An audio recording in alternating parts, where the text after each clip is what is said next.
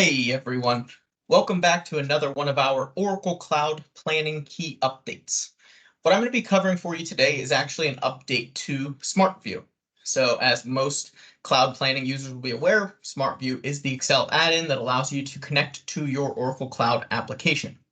Because this is an update to SmartView, this update actually applies beyond just cloud planning and applies to other Oracle EPM products like PCM, FCC, Freeform, and some others.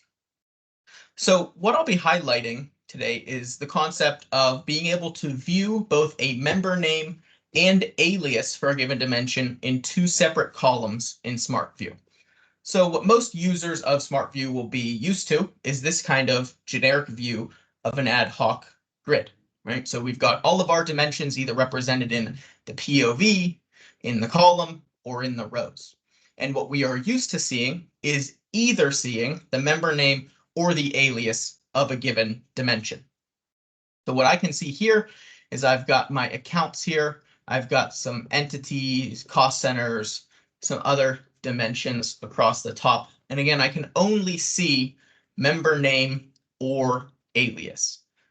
Now, to see that setting, if I go to my Oracle options and I go to the member name display, which can be found on the member options tab, you can see member name or alias. So what most people will be used to is either using member name or alias or the distinct member name only. Distinct member name only is really just an expansion of the member name that allows you to see if that member is rolling up to a shared hierarchy, to the regular hierarchy. If it is a shared hierarchy that you're drilling into, it will show you the parent member of the shared member so that you can see which hierarchy you are actually working in. Now, most people will be more used to using member name or alias. So what I'm going to do is I'm going to click member name or alias and click OK. And if I refresh, you'll see that that's what I was already using in this ad hoc query. Now, if I were to click onto net income, and then I were to do a zoom in bottom level, what you can see is I've got all of my different accounts.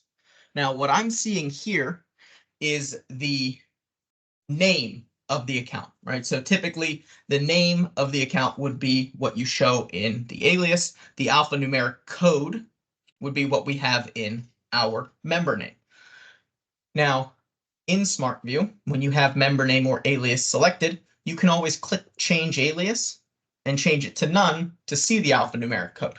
Now, what's great about that is that some users prefer seeing the code, some prefer seeing the name, but in the best of both worlds, you would be able to actually see both of those, right? So what the newest update that Oracle has rolled out through SmartView is actually the ability to do that and to see both the member name and the alias in two separate columns in SmartView.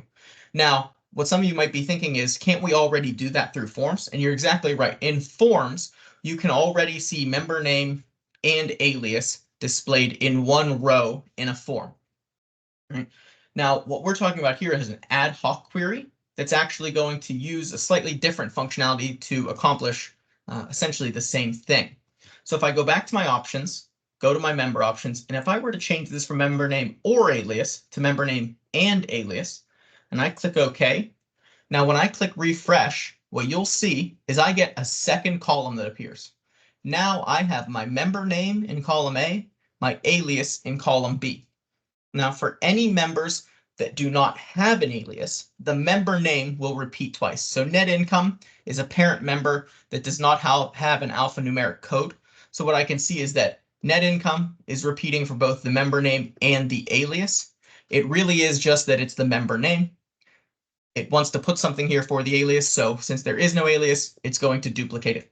Much the same as if you were showing member name or alias and you were toggling back and forth between a default alias table and no alias table, you would still see net income. It's not going to appear blank just because there is not an alias there.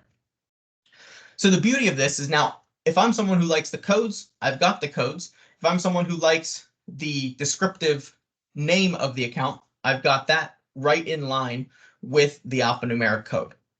So the beauty of this is that all of my other SmartView features and functions are preserved. So if I want to, I could do a keep only by clicking on either of these members. So if I'm back on my ad hoc tab, if I click A40,000 and I do keep only, it will keep just that one particular row.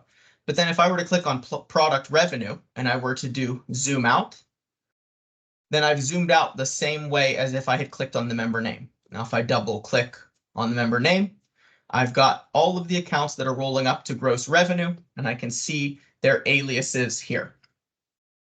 Now, the beauty of this is that I can actually pull as many dimensions into the rows as I want to get the member name and alias for them. So let's say I wanted to focus strictly on consulting revenue.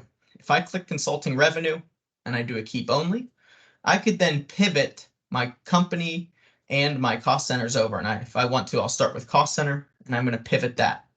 And then if I were to zoom in to the bottom level, I can see that that's all hitting the technical advisory C205 cost center. Now, if I want to do a keep only here, I can highlight both, do a keep only. Now I've got that particular cost center in my ad hoc query.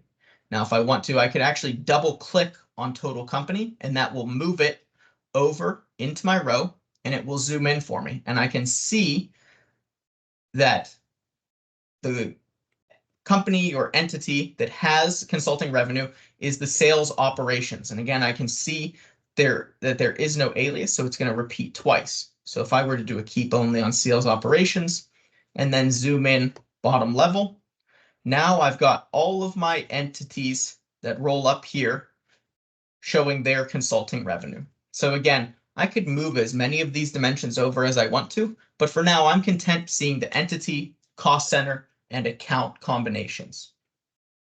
Now, like I had mentioned, you can do any of these analysis functions at the top by clicking on either the member name or the alias for whichever dimension you want to zoom in on, zoom out on, keep only, remove only, right? All of those work the same way, right? So if I wanted to remove only this line, and then I wanted to remove only this line, you can see that I'm picking and choosing back and forth between member name and alias. The functionality works the exact same way. So let's say I want to just keep Pittsburgh sales. I do a keep only, and now I've got E2000, which is Pittsburgh sales. I've got C205, which is the technical advisory cost center. I've got A43,000, which is the consulting revenue account.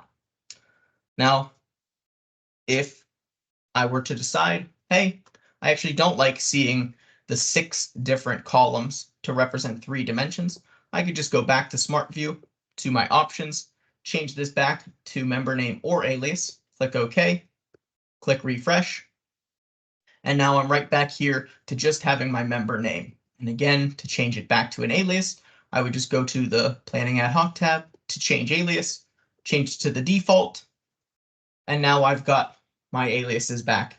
And again, for the sake of being thorough, I'll show you once more how to get back to having both member name and alias. So if I click Smart View, Options, on your Member Options tab on the left, member name and alias, click OK, click refresh, and boom, now I've got the member name and alias for all of those dimensions. So again, like I mentioned at the start of the video, this is actually similar to what you can already do in forms in the web, where you can show alias or member name or both. But now you can do that through an ad hoc query directly in SmartView. It doesn't have to be a form in the web or a form that you're using through SmartView. You can do it directly in an ad hoc query and have that flexibility. The one thing I will show you is that if I were to pivot one of these dimensions to the column or to my POV, I will lose the member name and alias. I don't get to keep both. It's only for dimensions that are in the rows that you'll be able to see both. So if I click on E2000 and I click pivot,